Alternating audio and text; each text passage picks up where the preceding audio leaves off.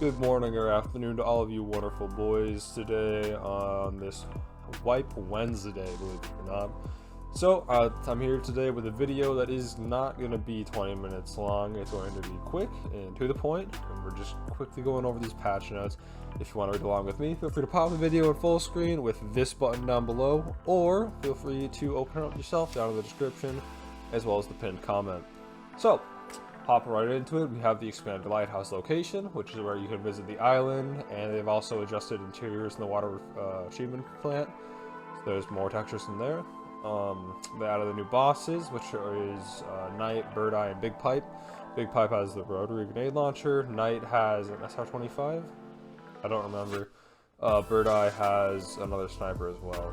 The bosses maintain contact with each other and all of them. When enemies detected, they will engage them all together and take up tactical positioning and stuff like that. So they'll be ready to fight. They'll be a big threat. They will help each other use all available weapons and are hostile to everybody, players of any faction, scavs, and raiders. They don't communicate with bosses or friends, so they kill on sight. Killing them does not affect players' reputation in any way. They're basically just there, and the fun part is this next bit. The boss's habitats, where they're located, is on lighthouse, shoreline, woods, and customs, which means they don't stay in one place and they wander through all the locations not all the time. If bosses move from one area on the map, they will be absent on the others. There's no timetable for their movement, and nobody knows where they're going to be or when they're going to change their location. So they do what they want to do when they want to do it. That spices up those 4 maps a little bit. A little more fun. Just be careful and be wary this way as we figure out what the hell's going on with that. Next, we have offline co-op game mode. So there's finally co-op and offline mode. Catches, it's only for Edge of Darkness users. So EOD, the big edition of the game, like $100. You gotta have that. If you want to upgrade your account to that, feel free to. It's definitely worth it for the stash size. And fun fact about EOD as well, it's not going to be available after the game's full release. So if you want it, get it while you can. It'll probably be a couple of years though, so you still have plenty of time. There's no rush. But going into the details on offline co-op, we have when you're in the co-op mode, you just select the game mode selection screen in offline co-op mode. All settings for bosses, bots, times, wealth are identical to online raids or weather, not wealth. Progress in co-op raids is not saved, and gear taken to raids will be lost upon death, similar to how offline raids works previously. The starters group checkbox allows all players in the group to spawn together. You can make it like online with the checkbox unticked, so they spawn all over the map. The number of players in the group in co-op has been increased, not just 5 anymore. Now you can run the max amount of players in the select location, which allows for basically custom servers, PvP events, all that fun jazz, like in esports or anything like that. You can now do that in Escape from Tarkov. The catch is that the number of co-op servers may be limited during heavy loads, which is probably going to be a lot. I'm hoping that they have a good enough servers for it so that it's not going to be like super limited for a bit, but realistically it probably will be. So don't expect to be hopping on with just your friends on offline testing out the lighthouse server. That's definitely going to be full, at least with this first bit of the wipe. Moving on. We're going to move on to the movement animations. These were released on Twitter a while ago. Nikita teased them. Jesus Christ. Teased them. So they're pretty cool. They're updated animations with character movement, like jumps and stances, breathing animations, melee attack animations, with updated drawing and holstering. There's new sprint animations that change on the type of weapon and its length.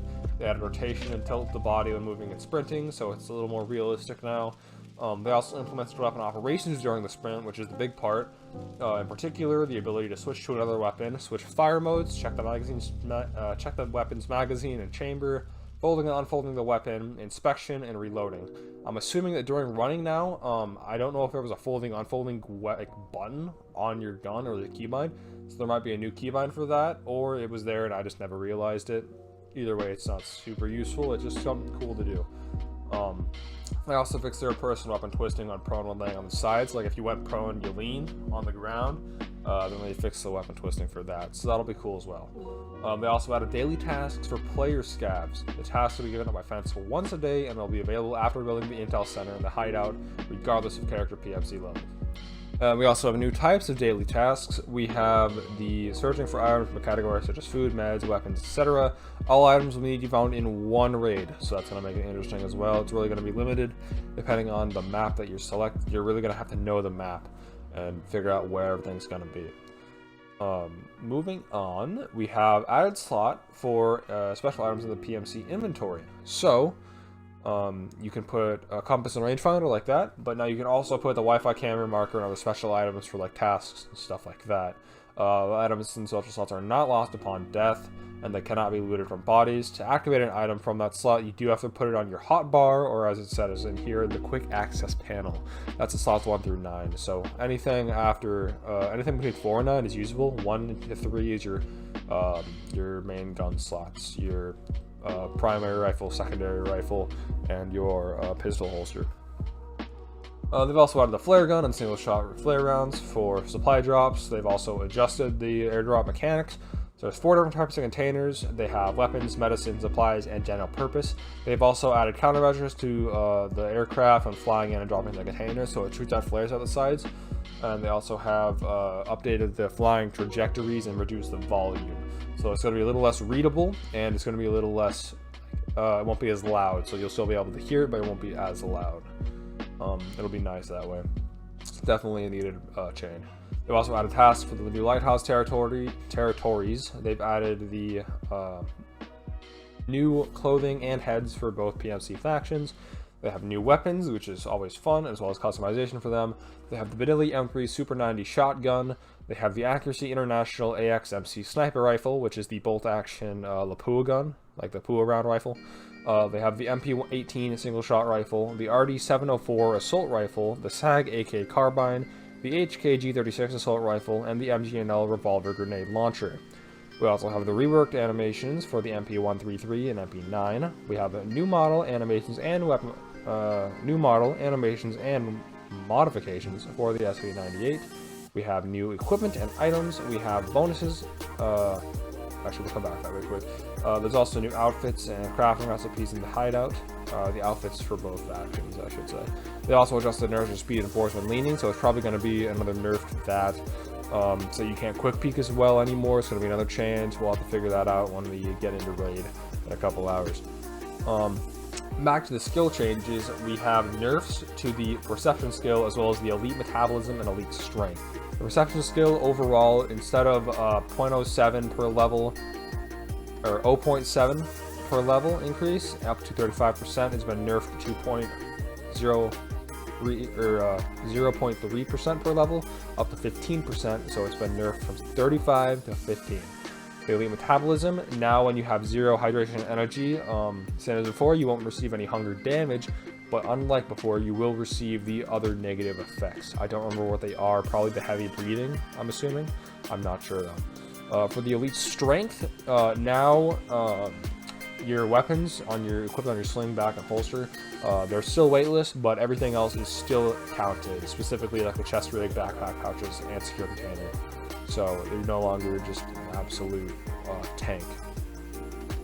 For graphical improvements, we have AMD FSR, which is the scaling tech for AMD, similar to NVIDIA's RTX. We also have temporarily disabled the ability to enable MIP streaming graphics settings. They're reworking that and will re-enable it in the newest updates. We have an updated NVIDIA Reflex version, which reduces input delay on devices with NVIDIA graphics cards, I believe. They've also reworked laser strikes for attack devices. With IR mode enabled, they've made the lasers invisible. And then they've also increased the intensity and brightness of standard non-IR lasers. For sounds, we have new voices for Bear and USEC. We have new sounds of movement on top of various surface types. We have sounds for weapons dropping on various surfaces, and sounds of bodies collapsing after death, as well as sounds of transition to prone. So I'm assuming that those are going to be sounds similar, but a little bit different. I believe that it's going to be very nice to have these new sounds in game. We'll have to wait and see if they're busted or not. But hopefully everything works out great and we get a little more realistic experience. So we have a list of fixes here. I'm not going to go over these. Feel free to read over them right now. Pause the video. But we're going to skip them and move on to the last little bit of other changes. There are numerous balancing changes for item parameters. There are various visual fixes on locations. There's various balancing changes of weapon characteristics. The ability to select a different display in the game settings, and various fixes and adjustments of the user interface.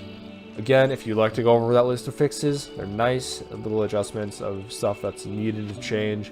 You might not even notice some of them have happened, so we're not going to go over them because I want to keep this video kind of short. It's already hit the 10-minute mark. So we're going to go now. I'm going to be live in a couple hours once the patch is released and updated. Feel free to check out our Discord. We do a bit of gaming in there, a lot of shit posting. Come on in. We welcome everybody, and I will enjoy to seeing you all in raid. Peace.